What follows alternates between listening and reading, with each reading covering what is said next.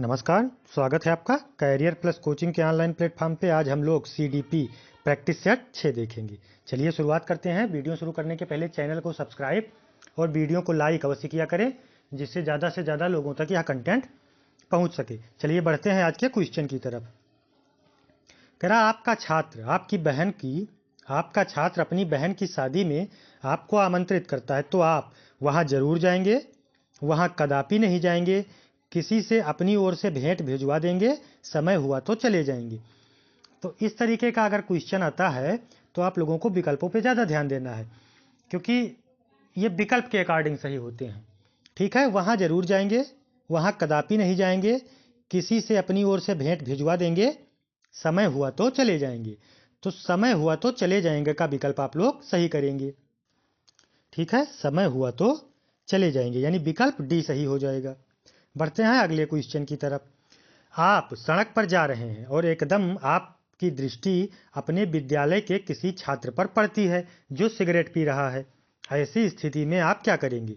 उस छात्र को वहीं डांटेंगे, उस छात्र की इस गतिविधि पर ध्यान नहीं देंगे, दूसरे दिन उसे विद्यालय में बुलाकर समझाएंगे, उसके समीप जाकर उसके हाथों से सिगरेट फेंक देंगे। तो आप वहां जाके सिगरेट फेंकेंगे, ये तो मेरे समझ में नहीं आ रहा है। आप दूसरे दिन उसे विद्यालय में बुलाकर समझाएंगे, यानी विकल्प सी सबसे अच्छा विकल्प लग रहा है। तो विकल्प कौन सा सही हो जाएगा? सी विकल्प, दूसरे दिन आप उसे विद्यालय में बुलाकर समझाएंगे। चलिए बढ़ते हैं अगले क्वेश्चन की तरफ। आप प्रतिदिन जैसे ही कक्षा में पहुंचते हैं, आपके विद्यार्थी आपको परेशान करने लगते हैं। आप ऐसी स्थिति में क्या करेंगे? छात्रों को दंड देंगे, छात्रों की शिकायत प्राचार्य से करेंगे, आप उन्हें पढ़ाना छोड़ देंगे, विद्यार्थी आप ही को क्यों परेशान करते हैं, इन कारणों को जानने का प्रयास करेंगे। तो आप सबसे उचित विकल्प यही है कि विद्यार्थी आप ही को क्यों परेशान करते हैं, इन कारणों को खोजने का प्रयास करेंगे, यानी विकल्प डी सही हो जाएगा। बढ़ते हैं अगले क्वेश्चन की तरफ। आप किसी छात्र का किसी विशेष परिस्थिति में पक्ष लेते हैं, उस छात्र के अतिरिक्त अन्य सभी छात्र आपसे रुष्ट हो रहते हैं और यह सोचते हैं कि आपका व्यवहार पक्षपातपूर्ण है। आप ऐसी परिस्थिति आने पर क्या करेंगे? आप सही हैं इस निर्णय पर डटे रहेंगे, आप उन छात्रों से बात करेंगे जो आपसे रुष्ट रहते हैं, उन छात्रों को दंड देंगे जो रुष्ट रहते हैं, आप छात्रों को बताएंगे कि उस छात्र का पक्ष आपने क्यों लिया है। तो सबसे उचित विकल्प कौन सा है? आप छात्रों को ये बताएंगे या ये बताने का प्रयास करेंगे कि आपने उस स्थिति में उस छात्र का पक्ष क्यों लिया था। ठीक है, तो विकल्प कौन सा सही हो जाएगा? डी विकल्प। बढ़ते हैं अगले क्वेश्चन की तरफ। बोल बोल कर पढ़ाने का लाभ यह है कि, मतलब बोल बोल कर पढ़ाने से क्या लाभ है, उच्च स्वर में पढ़ाने से क्या लाभ है? अन्य छात्र भी सुन सकते हैं, उसे अध्यापक भी सुन सकता है, वह खूब समझ में आता है, वह याद हो जाता है। तो क्या होगा? वह याद हो जाता है। ऐसा है कि अगर आप बोल बोल के पढ़ाते हैं, उच्च स्वर में वाचन कराते हैं, तो वो छात्रों को याद हो जाएगा। तो विकल्प कौन सा सही हो जाएगा? डी विकल्प, वह याद हो जाता है। कक्षा शिक्षण को रुचिकर बनाने का सबसे प्रभावी तत्व क्या है? पाठ योजना, अध्यापक का व्यक्तित्व, शिक्षण विधि, पाठ्य सामग्री। तो कौन सा विकल्प सही हो जाएगा? शिक्षण विधि, यानी सबसे अच्छा तरीका क्या है रुचिकर बनाने के लिए? शिक्षण विधि। आपको ऐसी शिक्षण विधियों को अपनाना है जिससे छात्र अंदर से या स्वयं से अभिप्रेरित हों। तो विकल्प कौन सा सही हो जाएगा? सी विकल्प, शिक्षण विधि। आप कक्षा में आप कैसे प्रश्न कराना पसंद करेंगे? जिनका उत्तर सभी छात्र दे सकें, जिनका उत्तर कोई भी छात्र न दे सके, जिनका उत्तर शायद ही कोई छात्र दे सके, जिनका उत्तर देने के लिए छात्रों को कुछ सोचना पड़े। तो विकल्प कौन सा सही हो जाएगा? जिनका उत्तर देने के लिए छात्रों को कुछ सोचना पड़े, मतलब आप कुछ तार्किकता भी उसमें शामिल करेंगे। विकल्प कौन सा सही हो जाएगा? डी विकल्प, जिनका उत्तर देने के लिए छात्र को कुछ सोचना पड़े। यदि आप अपने छात्रों को साथ लेकर पाठशाला के बगीचे में कुछ काम करते हैं, तो इससे छात्रों में हाथ से काम करने का अभ्यास होता है, खुद काम करके सीखने का अवसर मिलेगा, दूसरों के साथ मिलकर काम करने की आदत पड़ेगी। उपयुक्त ए, बी व सी तीनों। देखिए, अगर ये डी विकल्प ना दिया होता तो सबसे अच्छा विकल्प यही होता कि खुद काम करके सीखने का अवसर मिलेगा, लेकिन इसमें विकल्प दे दिया है उपयुक्त सभी, इसलिए हम लोग उपयुक्त सभी की तरफ जाएंगे। ठीक है, मान लीजिए आपको ये उपयुक्त सभी विकल्प नहीं मिल रहा है, तो फिर आप कौन सा विकल्प चयन करेंगे? करके सीखना, यानी सबसे ज्यादा प्रभाव आप किसको देंगे? करके सीखने को। यदि आपको उपयुक्त सभी विकल्प मिल रहा है तो फिर आप उपयुक्त सभी ही चयन करेंगे। बढ़ते हैं अगले क्वेश्चन की तरफ। ठीक है, चलिए, क्वेश्चन नंबर कौन था? 11 था। 10 हो गया है ना? हाँ, 10 हो गया है। 11, यदि कोई छात्र अकारण ही आपके साथ दुर्व्यवहार करे तो आप क्या करेंगे? उसे तत्काल पीट देंगे, उसकी शिकायत प्रधानाध्यापक से करेंगे, उसकी शिकायत उसके अभिभावक से करेंगे, यह जानने की कोशिश करेंगे कि छात्र ने आपके साथ ऐसा क्यों किया। ठीक है, तो विकल्प कौन सा सही हो जाएगा? आप यह कारण जानने का प्रयास करेंगे कि छात्र ने आपके साथ ऐसा क्यों किया। बढ़ते हैं अगले क्वेश्चन की तरफ। आपकी कक्षा में पढ़ने वाले छात्रों में से आप किसे सबसे अधिक पसंद करेंगे? जो धनी पिता का पुत्र हो, जो पढ़ने में होशियार हो, जो किसी अधिकारी का पुत्र हो, जो आपके मित्र का पुत्र हो। तो आप क्या करेंगे? जो पढ़ने में होशियार होगा उसे आप वरीयता देंगे, यानी विकल्प कौन सा सही हो जाएगा? बी विकल्प। बढ़ते हैं अगले क्वेश्चन की तरफ। आपका एक विद्यार्थी अपनी पारिवारिक परिस्थितियों से सदैव स्तब्ध रहता है, वह आपके पास अपनी समस्या का निदान करने हेतु आता है, आप क्या करेंगे? उसे समझाएंगे कि माता पिता से संबंध तोड़ ले, उसे समझाएंगे कि धैर्य से काम ले, उसे समझाएंगे कि घर से भाग जाए, उससे व्यर्थ की बातें ना करेंगे चूंकि आपका काम सिर्फ पढ़ाना है। तो आप क्या करेंगे? आप उसे समझाएंगे कि धैर्यतापूर्वक काम ले, यानी विकल्प कौन सा सही हो जाएगा? बी विकल्प। इस तरीके के तार्किक क्वेश्चन आपको 2 क्वेश्चन कम से कम रेट में मिलेंगे, क्योंकि प्रीवियस ईयर परीक्षाओं के आधार को ध्यान में रखते हुए क्वेश्चन बनाए जाते हैं। तो राजस्थान के सीडीपी में, सीडीपी हो, ईवीएस हो, हर जगह आपको 1-2 क्वेश्चन तार्किक मिलते ही मिलते हैं। और कोटेशन 4 क्वेश्चन आप कंफर्म मान के चलिए, तार्किकता से 2 और 2 कोटेशन, ये आपको मिलेंगे 30 में। चलिए बढ़ते हैं अगले क्वेश्चन की तरफ। आप कक्षा में पूर्ण परिश्रम के साथ पढ़ा रहे हैं, फिर भी आपके कुछ छात्र आपकी बात नहीं समझ पा रहे हैं, इसके लिए आप किसे दोषी मानेंगे? अपने स्वयं के पढ़ाने को, छात्रों के स्तर को, अपने साथियों की राजनीति को, पाठ्यक्रम की नीरसता को। तो विकल्प कौन सा सही हो जाएगा? अपने स्वयं के पढ़ाने को, क्योंकि एनसीएफ 2005 जो है ना, वो छात्रों को स्वतंत्र चर मान रहा है। सारा दोष अध्यापक का या पाठ्यक्रम का? सबसे पहला दोष किसका होगा? अध्यापक का। तो अध्यापक का दोष किसमें है? अपने स्वयं के पढ़ाने में।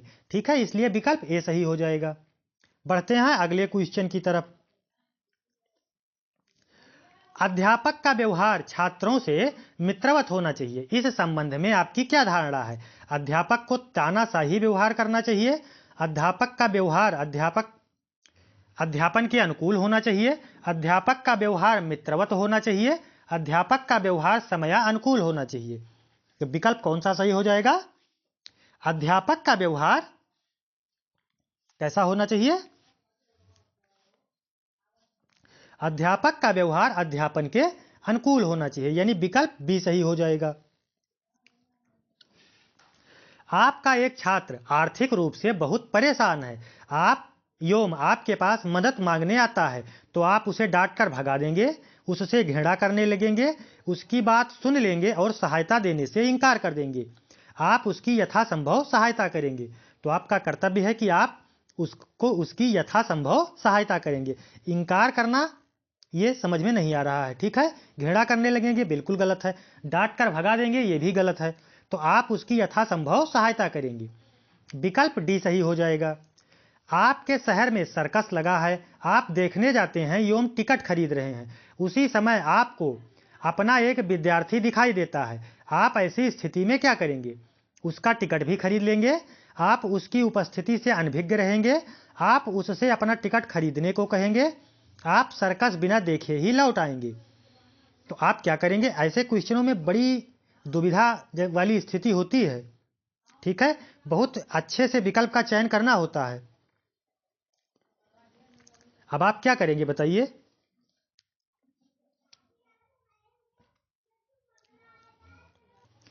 सबसे अच्छा विकल्प यही लग रहा है कि आप उसकी उपस्थिति से अनभिज्ञ बने रहें, ठीक है। आप उसके साथ तो सर्कस देख नहीं सकते, उसका टिकट भी नहीं खरीद सकते, या अपना टिकट भी उससे नहीं खरीदवा सकते, तो सबसे अच्छा विकल्प यही लग रहा है कि आप उसकी उपस्थिति से अनभिज्ञ बने रहें। चलिए बढ़ते हैं अगले क्वेश्चन की तरफ। आप अपने छात्रों के अंदर किस प्रकार के गुणों का विकास करना चाहेंगे? आधुनिकता के गुण, नैतिक गुण, अवांछनीय गुण, स्वार्थपरता का गुण। तो कौन सा विकल्प सही हो जाएगा? नैतिक गुण। आप अपने छात्रों के अंदर किस गुण का विकास करेंगे? नैतिक गुण का। आपकी कक्षा में एक छात्र को आंखों से देखने की समस्या है। वह आपसे आगे बैठने का निवेदन करे तो आप क्या करेंगे? उससे कहेंगे कि डॉक्टरी परीक्षण करवा ले, उसे उपयुक्त चश्मा लगाने की सलाह देंगे, उसे आगे बैठाकर समस्या का समाधान कर देंगे, उसे डांट लगाकर बैठा देंगे। तो आप क्या करेंगे? उसे आगे बैठाकर समस्या का समाधान कर देंगे, ठीक है, क्योंकि आपकी कक्षा समावेशी कक्षा है। बढ़ते हैं अगले क्वेश्चन की तरफ। आप अपने छात्रों के आग्रह पर उनके साथ पिकनिक पर जाने का कार्यक्रम बनाते हैं, तो वहां आप किस प्रकार का व्यवहार करेंगे? सामान्य रूप से व्यवहार करेंगे, छात्रों के स्तर के अनुकूल व्यवहार करेंगे, आप छात्रों के साथ मित्रवत व्यवहार करेंगे, या छात्रों को डांटते रहेंगे? तो आप क्या करेंगे? आप छात्रों के साथ सामान्य रूप से व्यवहार करेंगे, ठीक है, सामान्य व्यवहार करेंगे। विकल्प ए सही हो जाएगा। आपके किसी विद्यार्थी की मां बहुत बीमार है, वह काफी दिनों तक विद्यालय नहीं आ पाता, तो आप जब भी वह विद्यालय आएगा डांट लगाएंगे, उसकी अनुपस्थिति पर ध्यान नहीं देंगे, आप उससे कहेंगे कि कम से कम अनुपस्थित रहने का प्रयास करे, उसकी अनुपस्थिति के कारण को जानकर चुप रहेंगे। तो सबसे अच्छा विकल्प क्या है? आप उससे कहेंगे कि कम से कम अनुपस्थित रहने का प्रयास करें। ये दो विकल्प इसमें लग रहा है, उसकी अनुपस्थिति के कारण को जानकर चुप रहेंगे। विकल्प सी सबसे अच्छा विकल्प कौन सा है? सी विकल्प, ठीक है। बढ़ते हैं अगले क्वेश्चन की तरफ। आपका एक छात्र हकलाता है, सभी छात्र उसका मजाक उड़ाते हैं, तो आप अन्य छात्रों को दंड देंगे, उस छात्र से कहेंगे कि वह किसी से बात न करे, अन्य छात्रों को बुलाकर समझाएंगे, उस छात्र को विद्यालय से निष्कासित कर देंगे जो हकलाता है। नहीं, आप अन्य छात्रों को बुलाकर समझाएंगे कि कोई उसका मजाक न उड़ाए। विकल्प सी सही हो जाएगा। बढ़ते हैं अगले क्वेश्चन की तरफ। आपके एक विद्यार्थी की मां का देहावसान हो गया है और इसकी सूचना आपको मिलती है, आप विद्यालय को तुरंत बंद करा देंगे, विद्यालय में शोक सभा आयोजित करवाएंगे, उस विद्यार्थी के घर जाएंगे, इस परिस्थिति पर ध्यान नहीं देंगे। देखिए, परिस्थिति कोई भी बने, ध्यान तो आपको देना है, तो इसलिए यह विकल्प डी विकल्प तो बिल्कुल गलत है। आप क्या करेंगे इन छात्रों में?